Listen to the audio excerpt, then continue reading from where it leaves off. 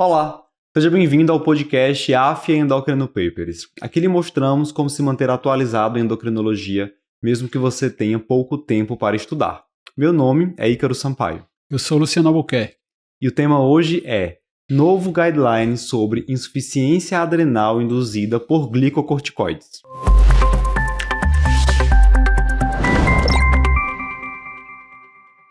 Luciano, no mês de maio deste ano, foi publicado um guideline inédito da Sociedade Europeia de Endocrinologia e da Sociedade Americana de Endocrinologia, Endocrine Society, sobre insuficiência adrenal induzida por glicocorticoide. E esse guideline trouxe sugestões de respostas para perguntas que eram realizadas com muita frequência, inclusive para a gente, no Instagram do AFIA Endocrino Papers. Por exemplo, como realizar o desmame do corticoide semana a semana? Quando o paciente estiver usando uma dose fisiológica, 5 mg dia de prednisona, eu posso simplesmente interromper a reposição? É necessário fazer algum exame? Há indicação de realizar teste dinâmico para avaliar o funcionamento do eixo hipotálamo, hipófise e adrenal? Todas essas respostas estão no guideline e nós iremos discuti-las a partir de agora. Acaba sendo um tema bem, palpitante, né? Porque muita gente prescreve glicocorticoide no dia a dia e sempre surge essa dificuldade, né? Eu tive a oportunidade de participar lá do Congresso Europeu e foi discutido essa diretriz e a gente pôde observar que algumas coisas que estão recomendadas aqui acabam ficando naquele nível de evidência de opinião de especialista, né? Que é uma questão válida porque não tem muito estudo randomizado sobre desmame de corticoide, por exemplo, né? Mas é muito, então serve como uma direção aí para quem não é especialista, para quem acaba vendo isso aí no dia a dia, ter uma formulazinha. Ficou bastante didático, né? Bem resolvido em relação às indicações, mas que quem tem mais prática, quem já faz de uma determinada maneira, tem um traquejo ali com a medicação, não é uma coisa tão engessada que você tem que seguir obrigatoriamente aqueles fluxos, né? Mas são pontos bem interessantes. E para quem vai fazer prova, é um prato cheio, né? Porque tem várias coisinhas ali para decorar, né? Questão quase certa próximo ano, na prova do time. Com certeza. Luciano, inclusive, uma das recomendações do guideline é justamente essa, que se é um paciente que está fazendo uso de corticoide, está em retirada gradual do corticoide, por uma doença que não é relacionada à endocrinologia, por exemplo, da reumato, da dermato, ele não precisaria ser encaminhado para o endocrinologista só porque está realizando essa retirada gradual de corticoide, só por esse risco de insuficiência adrenal, né? Ele vai recomendar essa avaliação com o especialista em situações bem específicas, como a gente vai comentar mais à frente. Isso. Então, qualquer médico, qualquer especialidade tem que saber fazer essa avaliação do risco de insuficiência adrenal em paciente que faz uso de corticoide. Com certeza. E o próprio endocrinologista também tem que ter um pouquinho de humildade de consultar o outro especialista, de saber se realmente está no momento de começar desmame desse corticoide ou não, né? Se alguém está usando corticoide, a gente precisa saber por que está usando e quais são os parâmetros realmente ali daquela doença de base que vai lhe dizer se você está no momento onde pode tentar esse desmame ou não. Lembrando que sempre a gente deve tentar pelos malefícios relacionados aos glicocorticoides, né? A história de perda de massa óssea, a história de você ter ganho de peso, risco de diabetes, risco de hipertensão. Então, os glicocorticoides têm uma série de efeitos adversos quando usados nessas doses suprafisiológicas, né? Perfeito. Vamos lá, primeiro ponto do guideline. Qual é o mecanismo pelo qual o uso de corticoide pode levar a essa supressão do eixo hipotálamo, hipófise adrenal e causando assim uma possível insuficiência adrenal posteriormente? Aí vai no contexto de fisiologia hormonal, né? Esse mecanismo acaba sendo comum para diversas outras situações hormonais, só que particularmente no caso do eixo adrenal, a gente tem um efeito supressor mais persistente, né? Então a gente vai pensar, o corticoide, o glicocorticoide, ele na verdade está simulando a ação do cortisol, que aí seria o hormônio endógeno, cortisol puro, né? A gente tem corticoides sintéticos que a gente vai usar no dia a dia. Então se você usar prednisona, prednisolona, hidrocortisona, dexametasona, são todos corticoides sintéticos que vão ser modificados para aumentar ou diminuir, ou ter uma ação mais mineralocorticoide, uma ação mais glicocorticoide, uma ação mais anti-inflamatória. Então, modula o efeito do cortisol, tá? Quando a gente tem um excesso desse hormônio principal, o eixo dele, o controle dele hipofisário vai ficar suprimido. Então, quando eu estou usando corticoide, o ACTH, que é o hormônio que controla a produção do cortisol, vai ficar suprimido. Então, dependendo do tipo de corticoide que eu utilizar, tem alguns corticoides que suprimem um pouco mais, alguns corticoides suprimem um pouco menos. A produção endógena assim, fisiológica seria equivalente a mais ou menos ali 2,5, 5 miligramas de prednisona dia. Isso é o que a gente chama de uma produção fisiológica. Então, qualquer valor acima disso, a partir de 5 miligramas, ele já tem algum efeito supressivo, ou equivalente a 5 miligramas de pred. Então, principalmente quando a gente tem um uso mais prolongado, quanto mais prolongado for esse uso, mais tempo esse ACTH vai ficar supresso.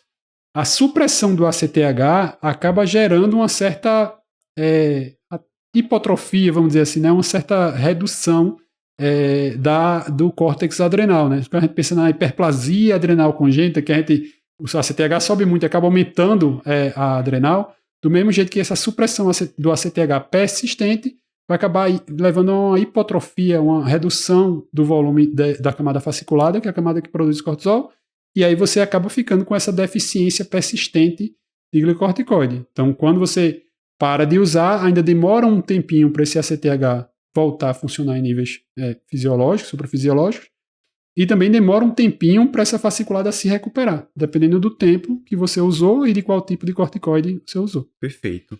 Lembrando que essa supressão, Luciano, ela pode acontecer quando o corticoide é utilizado por qualquer via. Via oral, intravenosa, intramuscular, intraarticular, oftálmica, via nasal, tópica. Então, é claro que as vias sistêmicas acabam oferecendo um risco maior de supressão. E aquele corticoide que tenha um tempo de ação maior, mais prolongado, como acontece, por exemplo, com a dexametasona e a betametasona, acaba também levando a uma maior chance de supressão desse eixo. Perfeito. Começando ali pelo hipotálamo, em seguida a hipófise. E é justamente esse o próximo ponto que o guideline aborda. Como é que a gente pode estratificar esses pacientes em relação a fatores de risco de supressão, de insuficiência adrenal por uso do corticoide. Ele classifica esses fatores de risco em 3. Temos os fatores de baixo risco, fatores de moderado risco e fatores de alto risco. Isso. Os fatores de baixo risco seriam o uso de um corticoide de baixa potência, como, por exemplo, hidrocortisona. Paciente que está usando corticoide há pouco tempo, há menos que 3, 4 semanas. Se o perfil do paciente é um adulto jovem, é um paciente eutrófico, que não tem sobrepeso, que não tem obesidade, tudo isso pontuaria ali como fatores de baixo risco de supressão. Por outro lado, se eu tenho já o uso de um corticoide de moderada potência, como, por exemplo, prednisona, prednisolona, metilprednisolona, a gente já acaba tendo um risco moderado. Também se o uso for por um período aí de 3 a 4 semanas até 3 meses, e se esse paciente já apresenta um sobrepeso. Ele também traz a via inalatória como sendo uma via de risco moderado, digamos assim. E aí, como fatores de alto risco de supressão seriam o uso de um corticoide de alta potência, como é o caso da dexametasona, o paciente que tem um tempo de uso maior que 3 meses, que faz uso de corticoides por vias sistêmicas, oral, intravenosa, intramuscular, intraarticular, entra aí também.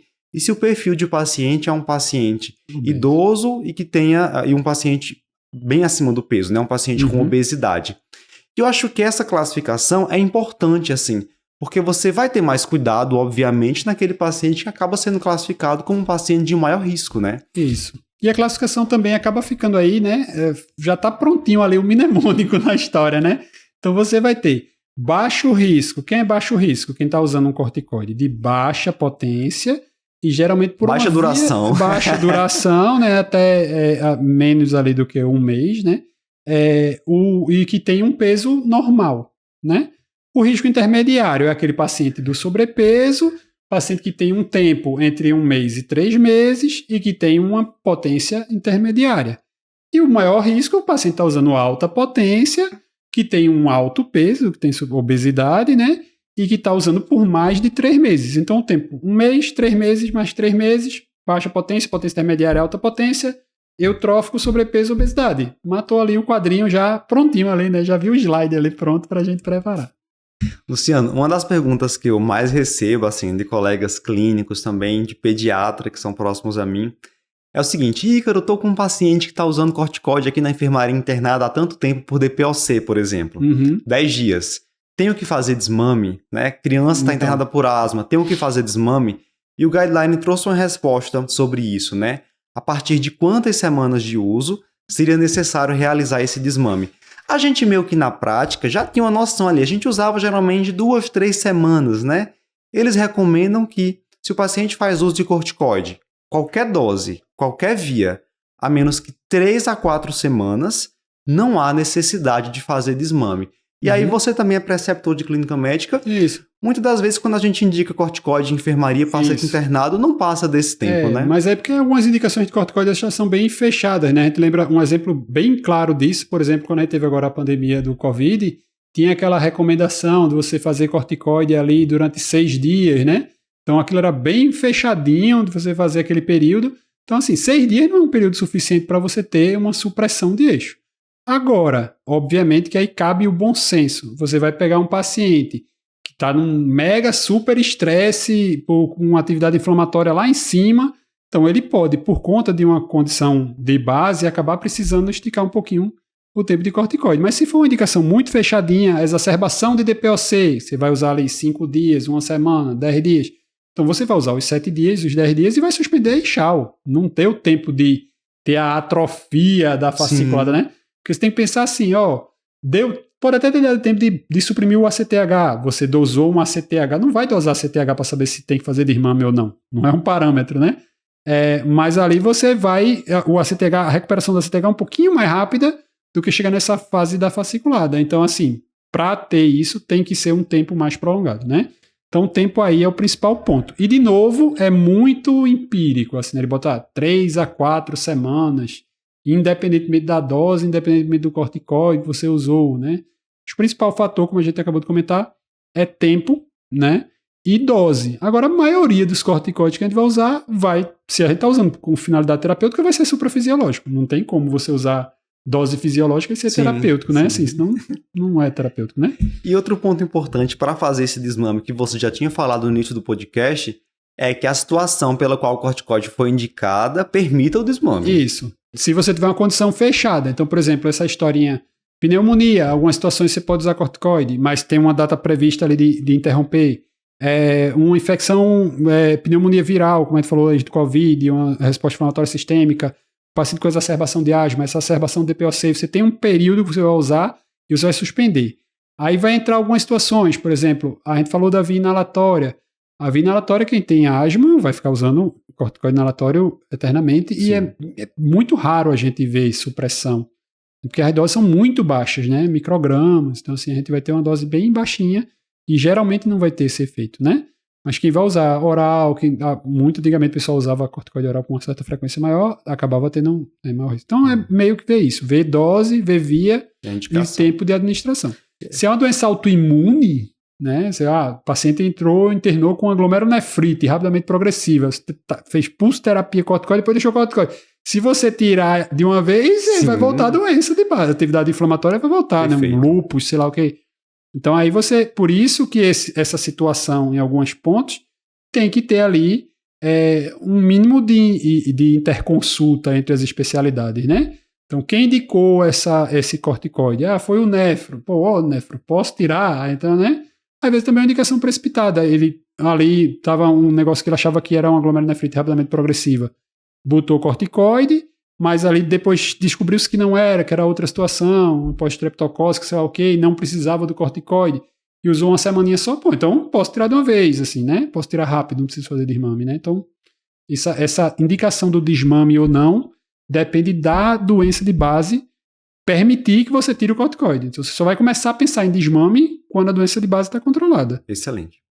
Muito bem, e aí falando nesse desmame, né, respondendo a muitas perguntas que a gente recebe, né, como fazer o desmame do corticoide em relação à velocidade. Aí tem as dosinhas. Pessoal, deixando claro que esse esquema que eu vou passar agora, ele leva em consideração que o paciente já pode interromper a terapia por corticoide porque a doença dele permite isso. Porque, por exemplo, se o paciente está usando corticoide por um lúpus, ele pode ter uma velocidade de desmame diferente relacionado ao lúpus, tá certo? Mas pensando na adrenal, a recomendação do guideline é a seguinte. Primeiro, se o paciente está utilizando dexametasona, betametasona, um corticoide potência maior, efeito mais longo, você vai mudar para prednisona ou hidrocortisona, de preferência prednisona, que fica mais fácil o desmame, porque são corticoides com tempo de ação mais curta. Tá. E aí o esquema ele é baseado na dose de prednisona ou equivalente à prednisona que o paciente está usando. Isso. Então, maior que 40 mg dia de prednisona, vai reduzir 5 a 10 mg por semana, certo? Uhum. Se está usando 20 a 40 mg dia, vai reduzir ali 5 mg por semana. 10 a 20 mg dia, ele sugere reduzir 2,5 a 5 mg a cada 1 a 4 semanas. É lento, viu? Ave Maria. É muito devagar. Se está com 5 a 10 mg dia, ele recomenda reduzir 1 mg a cada 1 a 4 semanas. Uhum. E aí quando chega em 5 mg dia, se o paciente não tem manifestações de insuficiência adrenal ou se você realizou o teste laboratorial, que a gente vai explicar já já qual é, e ele mostra que ele não tem insuficiência adrenal, aí você pode continuar essa redução com 1 mg a cada 4 semanas até suspensão. É só lembrar aí, é como se você tivesse aqui, vamos simplificar um pouquinho, né? Quando você chegar em 5, você está teoricamente na dose fisiológica. Aquele corticoide que você está dando não tem mais nenhuma função anti-inflamatória, sei lá o que você está usando. Então, quando você está na dose de 5, você só está tratando insuficiência adrenal. Perfeito. Aí é a hora onde você pode testar alguma coisa. Quando você está em doses maiores, em geral, assim, na minha prática pessoal, a gente não faz esse desmame tão lentamente como é sugerido, tá, pessoal? Quando ele coloca aí 1 a 4 semanas, geralmente faço semanal. Isso. 1 a 4 semanas eu faço semanal. Isso, aí você pode diminuir 5 mg por semana, se já está na fase que você está autorizado a fazer desmame. Até porque, se você está autorizado a fazer desmame, é porque aquela doença de base já foi controlada ou você já entrou com outra medicação poupadora de corticoide, né? Então, assim, não faz tanto receio. E na hora que você estiver diminuindo a dose, se você tiver alguma evidência de recrudescência da doença, né, se voltou à atividade, aí você volta para a dose anterior, obviamente, e aí a gente tem que conversar com um especialista daquela doença de base que indicou o corticoide, né, que geralmente não é o endócrino, né? Perfeito. E aí, Luciano, um ponto interessante que ele também traz é assim, ao longo desse desmame, porque a nossa preocupação com insuficiência adrenal, enquanto o paciente estiver usando uma dose fisiológica ou acima da fisiológica, não vai ter insuficiência não adrenal. vai ter insuficiência adrenal. Isso. E aí existe uma outra entidade que é a chamada síndrome da retirada do corticoide. Essa é uma frequente. Que é aquele paciente que está usando lá 80 mg dia de prédio. Você reduziu para 40. Ele vai que é muito acima ainda da dose fisiológica. Isso. Mas ele relata uma aftenia, uma dor muscular, náuseas, né? Então, a gente vai pensar nessa síndrome quando o paciente tem sintomas, ele não tem alterações eletrolíticas ou metabólicas de insuficiência adrenal, mas ele está usando uma dose acima da dose fisiológica. E está simulando o sintoma. Exato. Simulando, entre aspas, né? Ele está apresentando sintoma que não seja justificável. Parece para aquela dose, né? E aí ele relata que se isso acontecer, e olha, isso acontece muito, né? Pode ser necessário você voltar a aumentar um pouquinho e aí seguir esse passo de tartaruga que eles recomendam, né? Desmame mais lento. Isso é o famoso gerando na alta, como a gente diz. Né? O paciente a gente vê às vezes isso com diabético, né? Se o paciente está ali com a glicose completamente descompensada, 200 de glicose o tempo todo, quando chega a 150 faz sintoma de hipoglicemia, né? Sim. Quem nunca, né, viu um paciente desse jeito? Não é hipoglicemia, mas é como se você tivesse, de alguma forma, mudado um set point ali endógeno, né? Então, às vezes, quando você está fazendo desmame, pode acontecer essa questão e, assim, a gente, de certa forma, deve respeitar o paciente, que às vezes essa insistência em você fazer um desmame muito rápido, você acaba perdendo o segmento, o paciente vai embora, desaparece e você acaba mantendo ele com dose alta de corticoide indevidamente, né? Maravilha. Então, pessoal, a gente discutiu até aqui vários pontos importantes desse último guideline sobre insuficiência adrenal induzida por corticoide. Mas falta responder algumas coisas ainda. O que fazer na reta final do desmame em relação a exames laboratoriais para que a gente possa interromper o corticoide com segurança? A longo prazo, o paciente que não recupera eixo deve ser mantido com que dose de corticoide? Há necessidade, por exemplo, de fazer também fludrocortisona? E como manejar os pacientes que evoluem com crise adrenal após uso prolongado de glicocorticoide? A gente vai discutir tudo isso ainda nesse podcast. Caso você queira ter acesso à versão completa, acesse a nossa plataforma de cursos AFIA Endocrino Papers. Te espero lá.